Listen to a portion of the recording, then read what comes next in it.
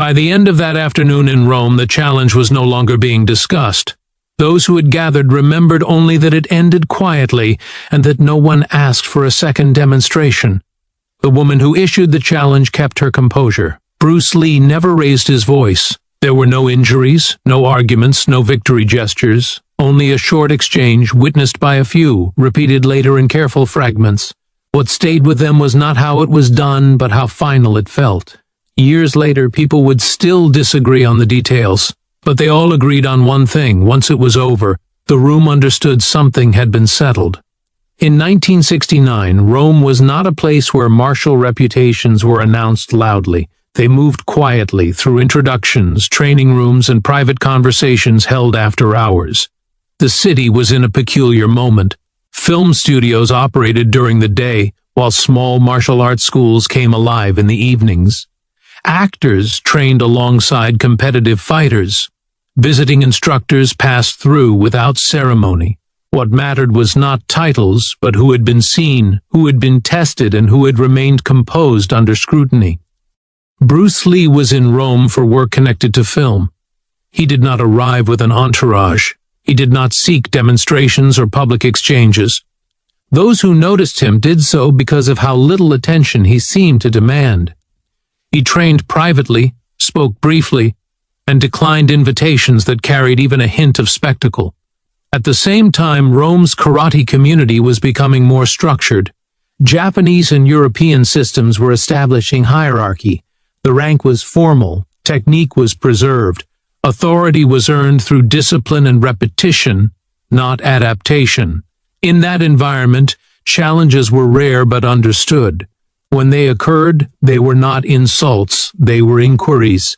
Several dojos operated within walking distance of one another. Their instructors knew who was visiting the city. News traveled quickly but quietly. A name would surface. A background would be discussed. Someone would say they had seen him move. Someone else would say movement proved nothing. Witnesses later described the atmosphere as respectful but unresolved. There was no hostility toward Bruce Lee, but there was curiosity, tempered by skepticism. He did not fit the structures that had been carefully built. His methods were not easily classified. He did not claim mastery over a single system. Rome, at that moment, valued order, and Bruce Lee represented something less defined. Those who were present recall that the environment did not feel confrontational yet. It felt observational. People watched how he stood, how he listened, how he declined to explain himself. In traditional circles, silence was often interpreted as uncertainty. It was within this quiet tension that the idea of a challenge began to form, not as a provocation, but as a way to restore clarity, to see where boundaries truly were, to determine whether reputation and restraint could exist in the same space. No arrangements were made publicly. No audience was invited. But by the time the day arrived, enough people knew to be present, and the room they gathered in carried the weight of that expectation. Long before anyone spoke, she was not introduced as a curiosity. Those who knew her did not speak first about her being a woman. They spoke about her discipline, about how long she had trained, about how little she explained herself when questioned. Her presence in Rome was not temporary, and her position within the karate community was already settled. She taught a traditional system. Her movements were measured, formal, and precise. She valued posture and distance. Those who trained under her described her as exacting, not severe. Corrections were brief. Demonstrations were rare. When she moved, she did so only once and expected the movement to be understood. In the years before 1969, she had already declined multiple public exchanges.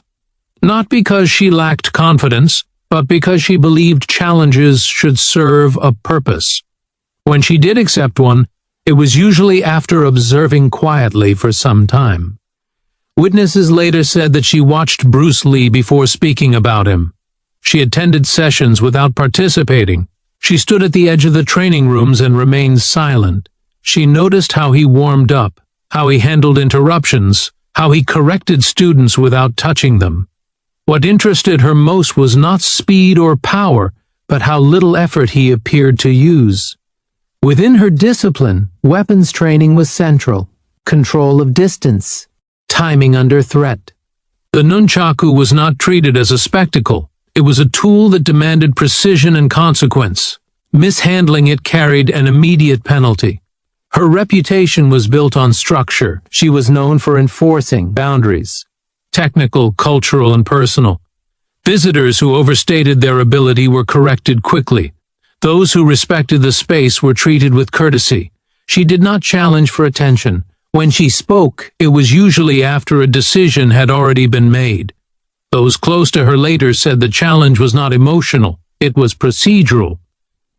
Bruce Lee's presence raised a question that traditional frameworks could not easily answer. He did not reject the form, but he did not submit to it either. He carried no visible rank. He did not declare lineage. His authority, if it existed, was implied rather than stated. For someone tasked with preserving clarity within a system, ambiguity created tension. The challenge, when it came, was not framed as a contest. There were no raised voices, no accusations. It was described later as direct, respectful, and unavoidable, a request to see plainly what he could do when structure was imposed upon him. Those who witnessed the moment recall that the room did not shift immediately. But the silence that followed her words was different. It was no longer observational, it was anticipatory. At that time, Bruce Lee did not present himself as a master. He did not introduce his philosophy unless asked, and even then, he spoke in short, practical terms. He was attentive without being deferential. Those who interacted with him often remarked on how he listened more than he explained. Within the Roman martial circles, this was unusual. Rank was normally established early in conversation. Credentials were shared not as boasting, but as orientation. Bruce Lee offered none of this. He did not conceal his background, but he did not frame it as authority. Witnesses later said this created uncertainty. Some interpreted his restraint as humility, others read it as a lack of confidence. In environments built on hierarchy, absence of declaration often left a vacuum that others felt compelled to fill. He trained differently from those around him. His movements were compact. He did not repeat techniques unnecessarily. When he stopped completely. There was no lingering tension in his posture, no readiness to prove anything. Several instructors noted that he never corrected someone publicly unless invited. When he did, the correction was brief and physical, shown once, then withdrawn. He did not insist on agreement. This refusal to assert dominance unsettled certain observers. Bruce Lee's reputation, such as it was, arrived before him in fragments. Stories from Hong Kong, mentions of film work, accounts of unusual training methods. None of it came with formal verification. In Rome, verification mattered. Yet those who watched closely noticed something else. When space tightened, he adjusted without thought. When distance changed, his stance shifted subtly, not ceremonially. These were not habits taught by fixed patterns. They were responses. He did not challenge anyone in return. When asked whether he accepted challenges, he reportedly answered only that he was willing to work. That phrasing confused some and reassured others. By not positioning himself above anyone, he also did not place himself below them. This balance, neither submissive nor confrontational, made it difficult to categorize him. In systems where authority was clearly marked, this ambiguity created pressure. The challenger did not mistake his silence for hesitation. She interpreted it as readiness. By the time the exchange was agreed upon, Bruce Lee had not altered his demeanor. He did not ask for conditions. He did not request privacy. He did not prepare in any visible way. Those present later said this was when the tension fully formed, not because of what he did, but because of what he did not do. The challenge was not announced. It surfaced naturally, as these things often did, during a pause in training. The room was already quiet. People had settled into observation without being asked. There was no sense that an event was beginning, only that something unresolved was about to be addressed. Those who later described the moment emphasized how ordinary it felt at first. The challenger spoke plainly. Her words were directed to Bruce Lee, but they were not confrontational. She did not question his character or his background. She asked only whether he was willing to demonstrate his ability under conditions she understood. The phrasing mattered. It framed the exchange not as competition but as clarification, a request for alignment between reputation and reality. In traditional settings, declining such a request could be interpreted as refusal to engage honestly. Bruce Lee did not respond immediately. Witnesses noted the pause, not as hesitation but as consideration. He looked at the space, at the people present, and at the challenger herself. There was no visible calculation, only acknowledgement. When he answered, his response was brief. He did not negotiate terms. He did not redefine the purpose. He accepted the condition without commentary. At that point, the room changed. No one moved closer, no one stepped back. Conversations stopped entirely. What had been an informal gathering became, without instruction, a shared focus. The challenger prepared methodically. Her movements followed established patterns. The weapon was handled with care, not displayed. Those familiar with her teaching recognized the seriousness of her preparation. This was not a demonstration for students, it was a controlled inquiry. Bruce Lee made no adjustments. He did not warm up, he did not test distance. He remained where he was, relaxed, attentive, and still. Several witnesses later remarked that his posture did not suggest readiness in the conventional sense. That absence of visible preparation unsettled some observers.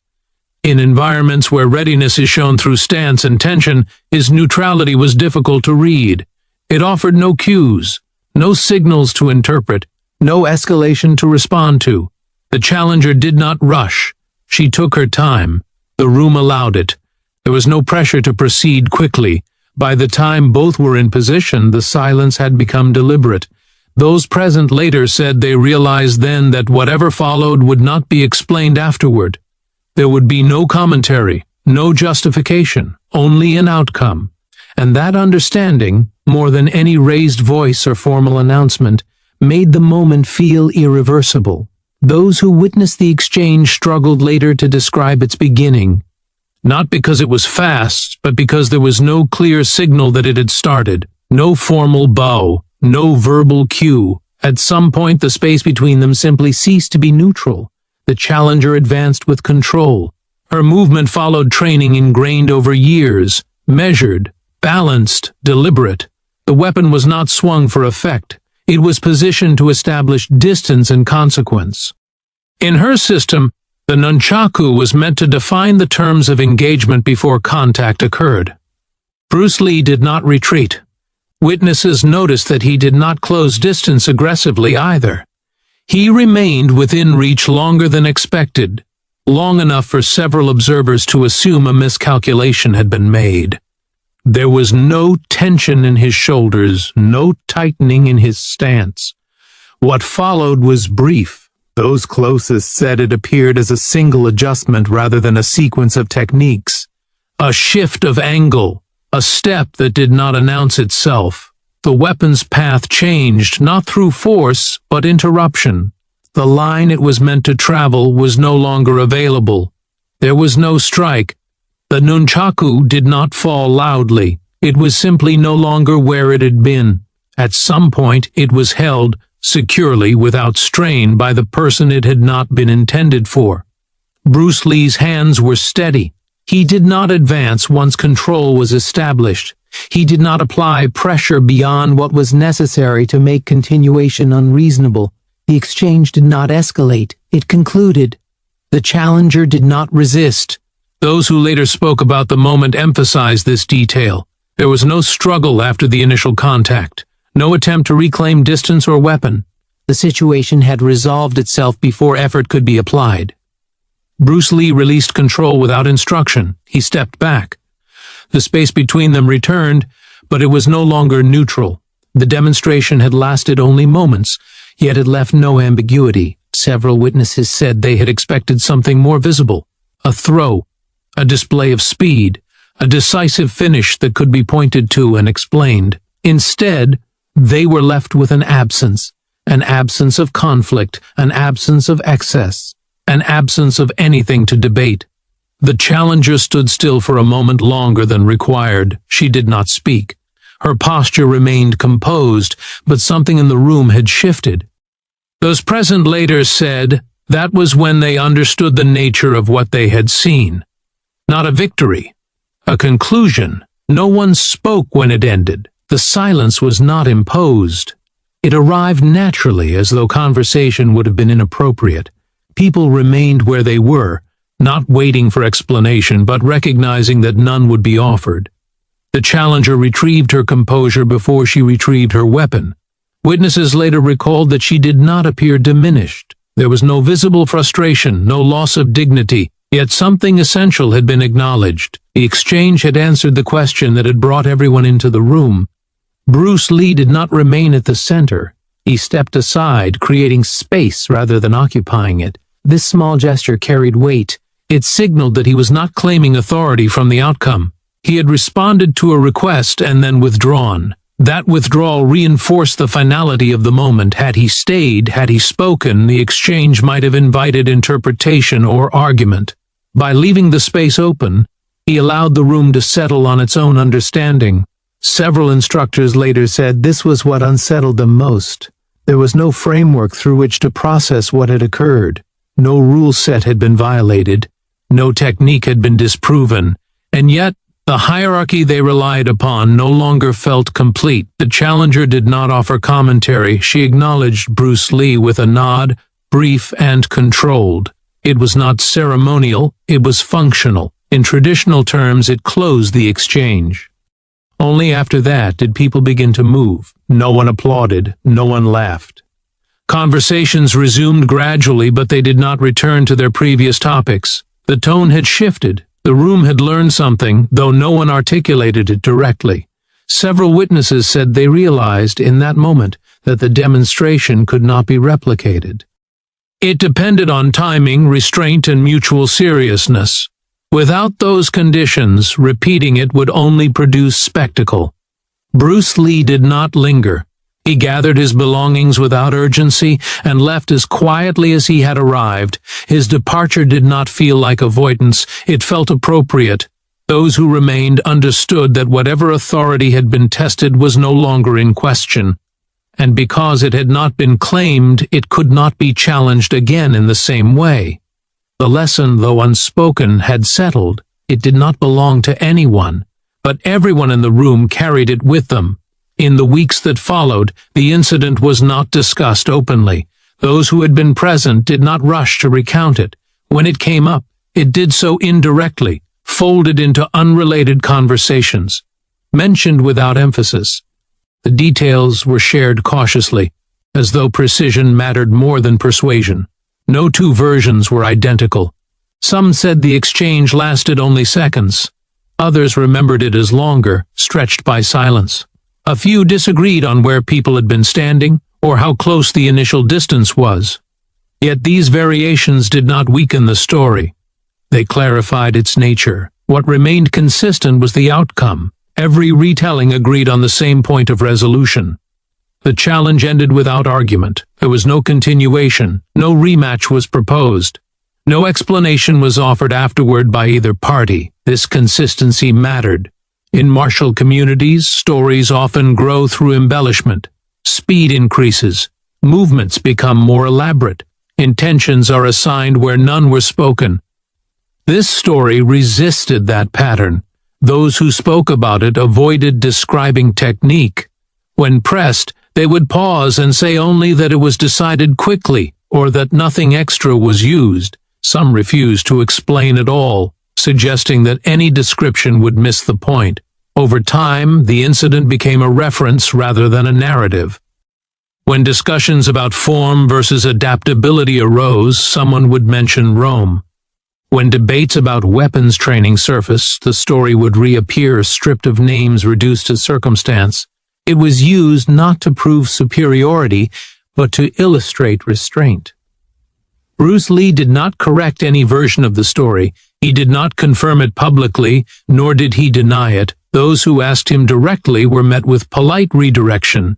He spoke instead about training conditions, about intent, about understanding distance without fixation. He never framed the exchange as a lesson for others. The challenger was equally reserved. She continued teaching as before. There were no adjustments to her curriculum that could be traced to the incident. Those close to her later said she treated it as complete, something examined, understood, and set aside. As years passed, the story survived because it was not promoted. It existed in margins, inside comments, in quiet acknowledgments between people who had heard it from someone they trusted. And because it had never been turned into a spectacle, it retained its credibility. By the time Bruce Lee's reputation expanded globally, the Rome incident was already fixed in memory, not as an achievement, but as an example, one that did not require proof, only context. Years later, Rome had changed. Studios shifted locations, dojos opened and closed, instructors moved on, and the streets that had once carried quiet anticipation now hummed with a different rhythm. Yet the story of that afternoon persisted, not in archives or films, but in the recollections of those who had been present. No recording captured what had occurred. No photograph memorialized the brief exchange. And yet, for those who witnessed it, the impact was enduring. The room had understood something essential that could not be taught in standard lessons or demonstrated through repetition. It was a lesson in clarity, in control, and in restraint, qualities that transcended technique. Bruce Lee's approach, subtle yet deliberate, continued to influence the observer's own teaching. They recounted the event to students not as an act of heroism, but as an example of authority exercised without aggression. The challenger herself, respected and unwavering, also referenced the incident indirectly, emphasizing careful observation, readiness, and decisiveness over performance. Over time, the story became legend not because of spectacle, but because of what it implied. Those who spoke of it spoke with quiet certainty. A confrontation had taken place, a challenge had been met, and yet nothing had escalated unnecessarily. The demonstration remained as much about psychological mastery as it did about physical ability. Decades later, martial artists and historians pieced together fragments of the event from scattered testimonies.